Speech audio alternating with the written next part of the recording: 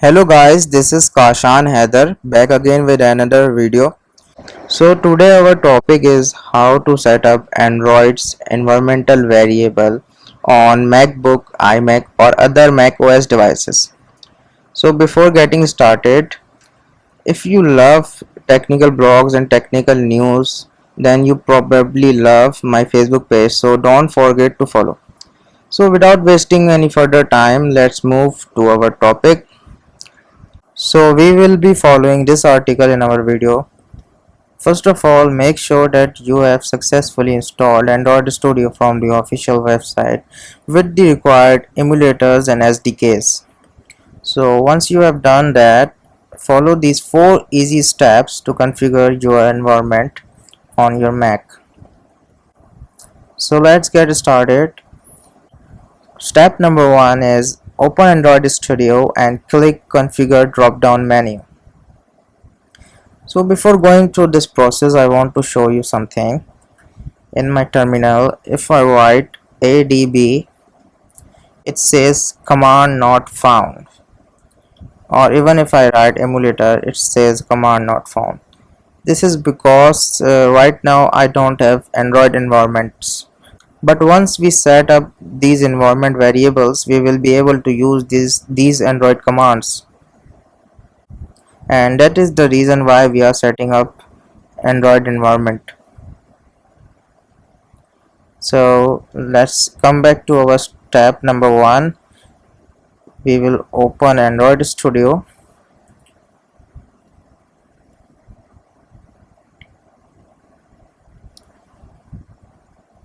and go to configure drop down menu and then open SDK manager,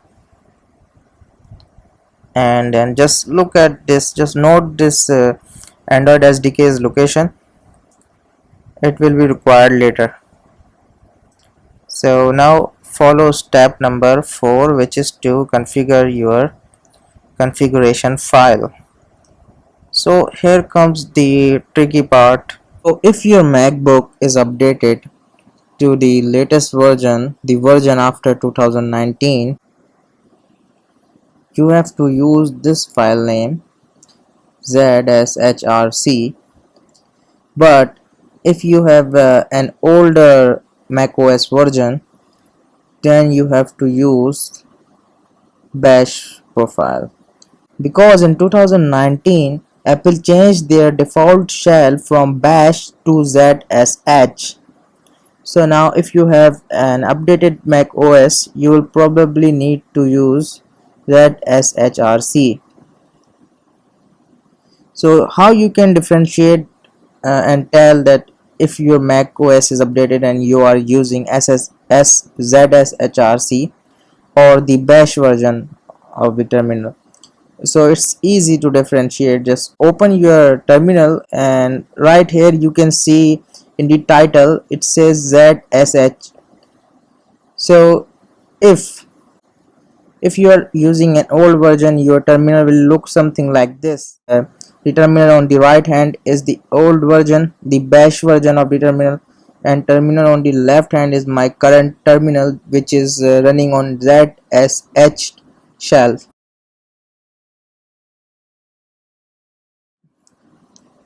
So now you can differentiate which of the file name you have to choose.